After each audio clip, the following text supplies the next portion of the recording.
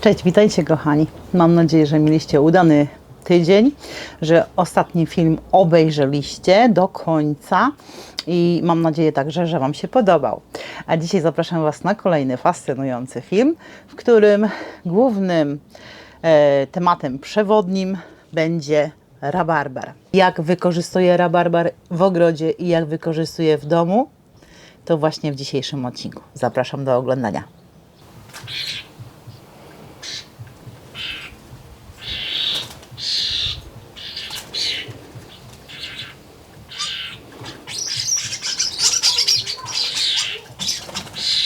Słuchajcie, ja jestem tuż za kamerą, a te szpaki po prostu są może 3 metry ode mnie.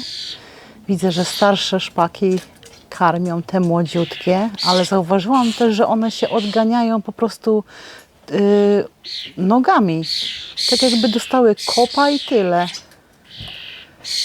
Tutaj na płocie starsze karmią młodsze. Jest, czyli starsze mogą skubać, a młodsze są odganiane. Poskubią i odlecą. Nie chcę ich straszyć. I tyle.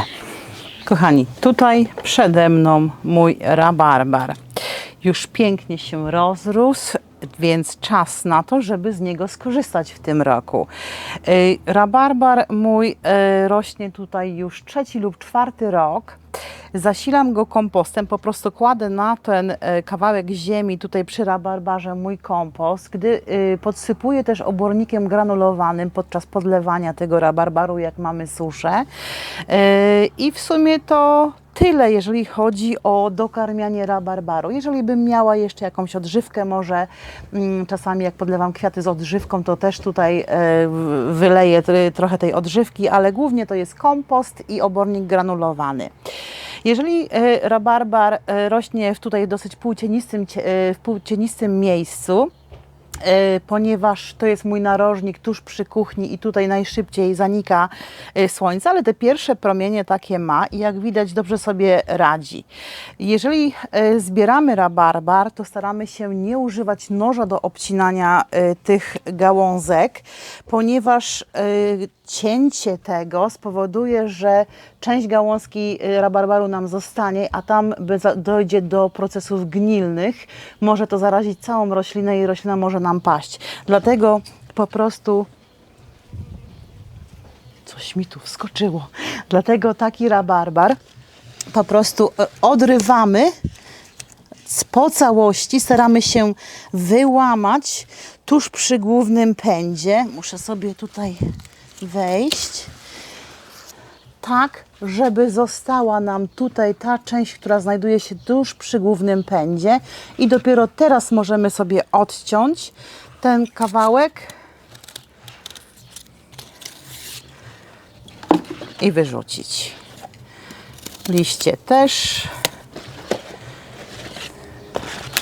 i wyrzucić, a gałązki zbieramy i sobie dzisiaj je wykorzystamy.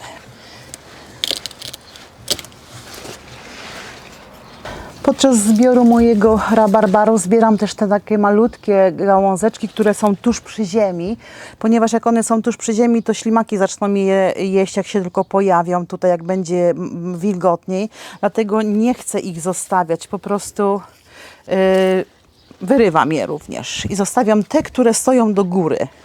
Czasami się nie uda, dlatego później, jak już będę miała ogołocony ten krzak rabarbaru, dostanę się do niego lepiej i będzie mi łatwiej wyrwać ten kawałeczek, który zmarnowałam.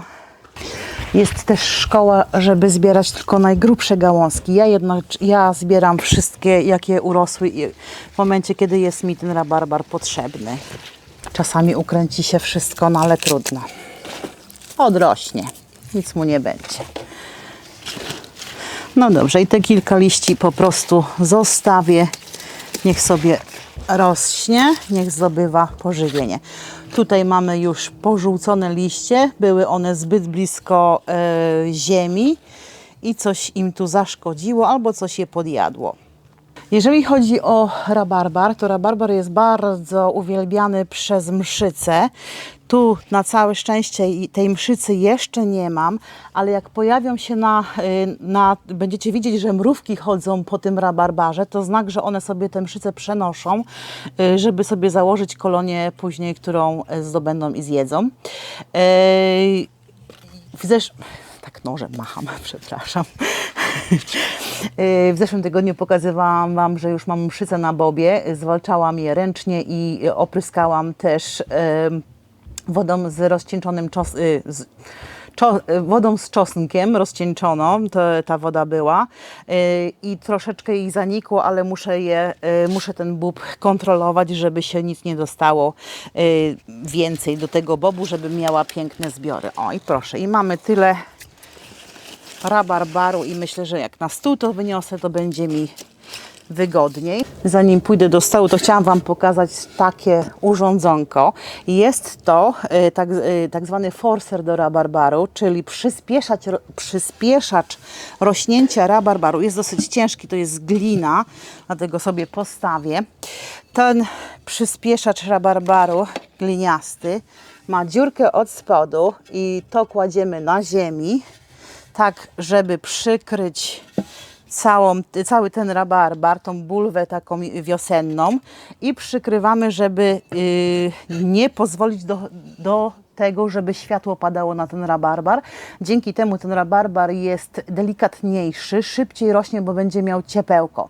Ale takiego przyspieszacza do rabarbaru używamy raz na 2-3 lata, ponieważ to osłabia naszą roślinę i w przyszłym roku, jeżeli zastosujemy go ponownie, to będzie mniej wytwarzał tych właśnie gałązek, na których nam zależy. Także pamiętajcie, taki przyspieszacz jest super, ale musimy dać odpocząć roślinie na przyszły rok, może i nawet na 2 lata. Ja tak naprzemiennie raz w roku używam, następny rok nie i znowu kolejny używam i na razie się sprawdza, także polecam serdecznie. Jeżeli nie macie czegoś takiego u Was w okolicy do kupienia, to wystarczy wiaderko odwrotną stroną położone, kamieniem przyłożone, żeby się nie zwiało i też będzie super. I tak, kochani, mój rabarbar został obmyty. Odkroiłam liście i te końcóweczki. I teraz może być pytanie, czy rabarbar trzeba obierać, czy nie. Jak ja sobie odrywam te końcówki, które rosły tuż przy głównym pędzie i widzę, że ten rabarbar obiera się, no to tak troszkę go obiorę, ale powiem Wam, że w sumie aż tak mocno się nie staram. Jak nie odchodzi, to znaczy, że będzie dobry. Nie taki twardy. Jak odchodzi, no dobrze, no to troszkę sobie obiorę. Także mam tutaj po prostu 2 metody. Odchodzi skórka, to odchodzi. Nie odchodzi, zostawiam. W ten sposób obierki wrzucam do wiaderka, które tutaj mam pod spodem. Rabarbar kroję w takie grubsze kawałki. W ten sposób wrzucam do garnka z wodą i ugotujemy sobie kompot. I to będzie na początek. Kompot u mnie jest bardzo prosty, a grubsze kawałki, ponieważ pokażę Wam, że ten rabarbar możemy wykorzystać na 2 sposoby, nawet po ugotowaniu. Także bądźcie ze mną, nie odchodźcie od monitorów. Rabarbar zważyłam i mój pierwszy zbiór rabarbaru to dokładnie 864 gramy. Już po odcięciu końcóweczek i liści. Te kawałki, które kroję, to mają gdzieś tak 1,5–2 cm. I to już mogę sobie wstawić na gaz, także wykorzystam dzisiaj mój grill. Poszło. Tu mam pół garnka, na razie mam wody, ponieważ nie wiem, jak podniesie się ten poziom wody po włożeniu całego rabarbaru, także sobie po prostu skroję całość i jak będzie za mało wody, to doleję. Może trochę szybciej to zrobię, bo tak pitu. Nie wiem jak dalej. Jak ja coś kroję, to ja lubię stać. A rabarbar jest twardy, tak jak słychać. Ale on zmięknie. Na tyle, na ile potrzebuję. Rabarbar pokrojony. Można wziąć łyka kawy. Dzisiaj Polska, czyli Kaszuby. Tinko, pozdrawiam Cię serdecznie. Pyszna. I do tego mojego niewielkiego garnka, tu są chyba 2 litry, wsypię pół szklanki cukru. Jak ktoś nie bardzo lubi cukier, to może nie dodawać wcale i taki dosyć kwaśny napar z rabarbaru pić. A niektórzy lubią cukier, także dam pół szklanki. I teraz niech mi się to ładnie pogotuje i wrócimy do tego za chwilę. Mój prosty kompot z rabarbaru już się gotuje. Został już pokrojony na kawałki, dlatego teraz nóż wykorzystam do tego, żeby sobie pociąć trochę te liście rabarbaru, a wykorzystam je do zrobienia gnojówki. Jest tutaj tego sporo, a takie gnojówki są dobre do podlewania roślin. Większość roślin lubi zakwaszanie. W związku z tym taka gnojówka będzie też dobra. A kroję tylko i wyłącznie dlatego, żeby szybciej ta gnojówka mi się zrobiła, bo nie chcę czekać nie wiadomo ile czasu. Jest u nas dosyć ciepło, także zaleję po prostu w większym wiadrze niż to, co mam tutaj przygotowane, sporą ilością wody. Odstawię w ciepłe miejsce i za kilka dni będę mogła rozrzedzać i podlewać rośliny. Fajnie by było mieć taki worek, siatkę, tak jak po ziemniakach, żeby te liście włożyć do tego worka i zanurzyć w wiadrze, ponieważ potem nie musimy się męczyć z tymi farfoclami. Ale jak macie jakieś stare sitko, to można to też na starym sitku spokojnie przecedzić. Staram się wykorzystać, tak jak widzieliście na poprzednich filmach, ja wykorzystuję wszystko, szukam możliwości w internecie, co z czym można, jak połączyć, do czego wykorzystać i tak działam. Nic się nie marnuje. Kroję jak kapustę na bigos. Taki szybki.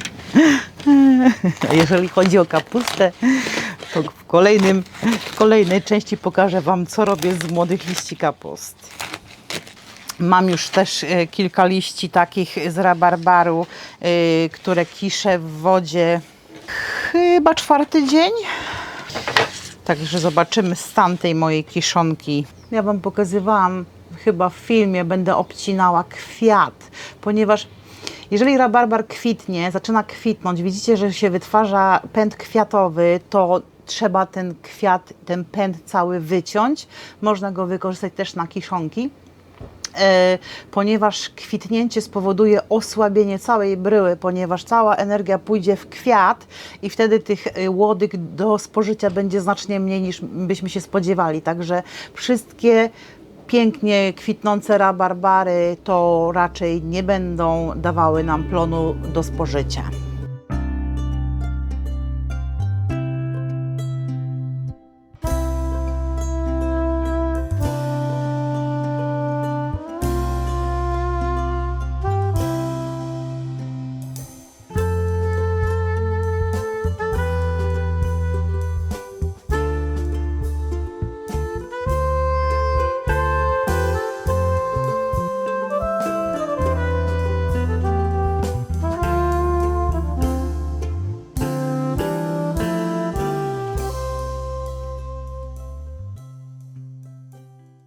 Tutaj mam dosłownie takie malutkie wiadereczko, słuchajcie, które zalałam wodą i tutaj jest właśnie ten pęd kwiatowy, który obrywałam w zeszłym tygodniu. Myślę, że chyba lepiej byłoby, gdybym tutaj co jakiś czas tutaj zamieszała, ale coś pomalutku się robi, także niech sobie stoi. A teraz wlewam wodę z beczki do wiadra z tymi świeżymi liśćmi i przykryję też pokrywkami. Akurat te wiaderka mają pokrywki i sobie przykryję, może troszkę szybciej ten proces fermentacji zajdzie. A to już w sumie nawet jeżeli na takim stadium, gdzie tam połowa liści zaczęła gnić, można podlewać, ale nie spieszy mi się, ja sobie poczekam jeszcze parę dni. Mój kompot już się troszeczkę pogotował i teraz mogą sobie przynieść łyżkę, ale teraz po prostu odcedzę ten rabarbar od tego soku. Jak wyjdzie, tak wyjdzie. Jak to u mnie. Się ciężko. Nóż mam obmyty już po krojeniu liści, także jest ok. Będę musiała iść jednak po łyżkę, bo zależy mi teraz na tym, żeby jak najmocniej odcedzić ten rabarbar z tej wody, z tego soku. I kolejny element, słuchajcie, mamy tutaj dzbanuszek. Teraz spróbuję przelać do dzbanka.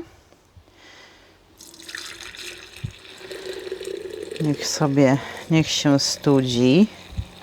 Przepiękny różowy kolor. Jeszcze troszkę zostało, ale do tego kompotu teraz wrzucę kolejny składnik i to będzie świeża mięta. Nie wrzucałam wcześniej mięty do gotowania, bo nie chcę jakby herbaty miętowej, tylko chcę, żeby ta mięta teraz dała po smaku temu mojemu napojowi. Dlatego idę oberwać sobie kilka gałązek mięty jabłkowej i obmyję i przyjdę. Przyniosłam sobie liście mięty jabłkowej. Gałązki są zdrewniałe, w związku z tym oberwę tylko listki i wrzucę do tego napoju.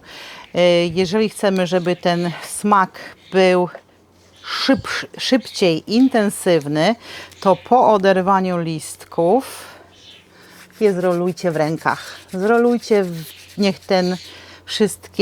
wszystkie olejki się uwolnią. Będzie nam dawał znacznie szybciej posmak tej mięty. Ja tej mięty nie żałuję. Ona nie ma mocno intensywnego smaku, ale ma.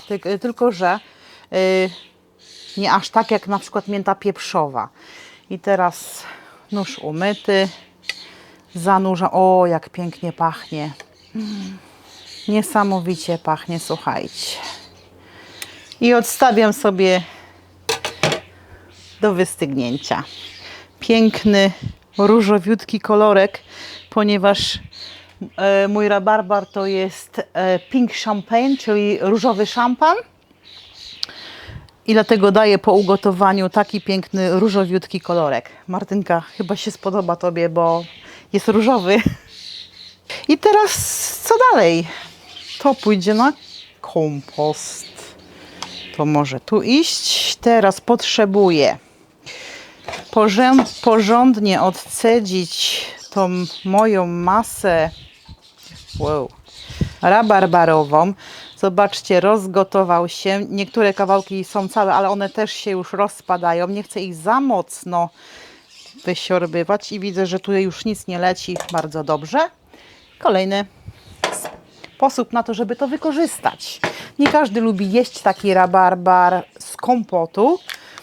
Ja na przykład z kompotu nie bardzo, ale za to lubię go pod kruszonką. Dlatego go odcedzam porządnie. Teraz zrobię sobie kruszonkę. Daję tutaj margarynę. Dużo mi nie trzeba, ponieważ tu jest tylko tyle rabarbaru, słuchajcie. Dlatego przygotowałam sobie małe naczynie, które wysmarowałam też margaryną i wysypałam porządnie bułką tartą. Resztki bułki tartej nie wysypuję, zostawiam na dnie. Nadmiar soku może tą bułkę rozmiękczyć i też świetnie smakuje. Dałam sobie tutaj margaryny, nie wiem ile mi tej margaryny trzeba będzie. Jak ja robię sobie kruszonkę, to tak mniej więcej daję połowę ilości cukru i połowę ilości mąki. Także, bez reklamy. Mogłam przesypać w inne pojemniki.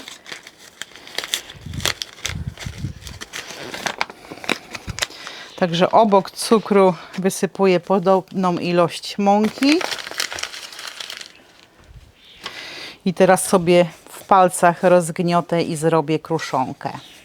Jeżeli przesadzę czasami z ilością robienia kruszonki, mam jej za dużo, znacznie więcej niż potrzebuję, to taką kruszonkę wkładam do woreczka foliowego, strunowego, foliowego, takiego do mrożenia i mrożę kruszonkę.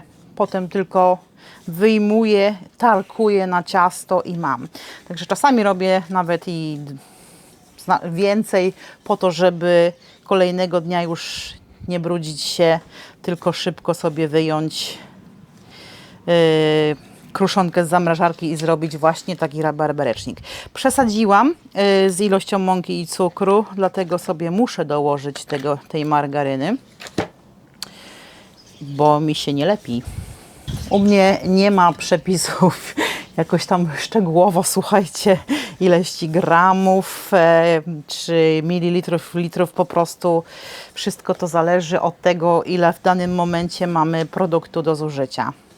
Naczynie wysmarowanym margaryną, bułką tartą wysypane, rabarbar odcedzony prawie do czysta i zobaczcie, daję tylko rabarbar do naczynia. Rozkładam równomiernie w naczyniu. Nawet nie uklepuję tego za bardzo. Tak jak się wrzuci, tak się wrzuci. Następnie wysypuję grubo kruszonką, bo nie ma żadnego ciasta pod spodem. Także to będzie moje ciacho. Idę wstawić do piekarnika.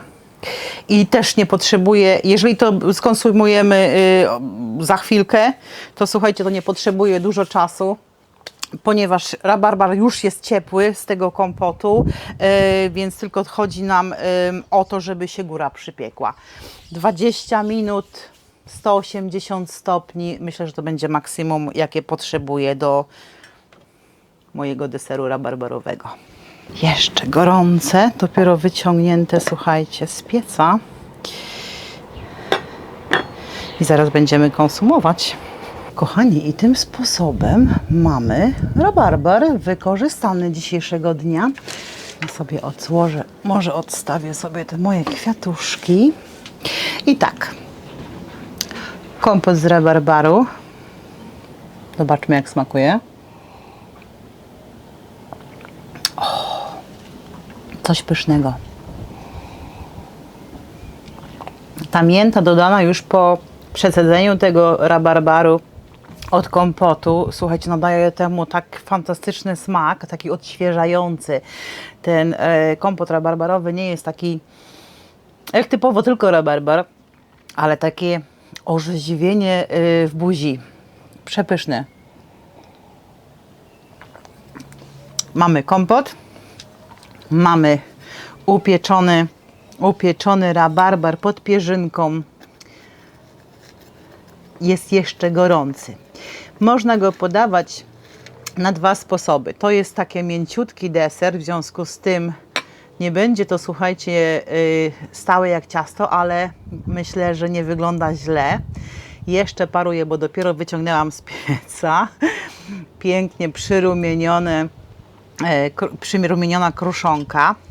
Jak podajecie w ten sposób, możecie dać tutaj kulkę czy dwie kulki lodów waniliowe. Myślę, będą super do tego pasowały. A w Anglii często do ciast podaje się custard i to jest taka masa budyniowa. Po prostu ja na przykład lubię tą masę budyniową na zimno. Są zwolennicy tego, żeby tą masę budyniową też podgrzać i wszystko jest ciepłe. Ale ja lubię po prostu polać sobie tą masą budyniową po wierzchu ileś tam łyżek. Może sobie to zgarnę. I w ten sposób szamać sobie ten gorący rabarbar pod pierzynką z tą zimną masą budyniową. O! Ten rabarbar lekko kwaskowaty. Kruszonka super się upiekła, jest chrupiąca. Wszystko razem Smakuje niesamowicie. Słuchajcie, ja mam ślinotok. Niesamowity, chociaż mam porcję nałożoną.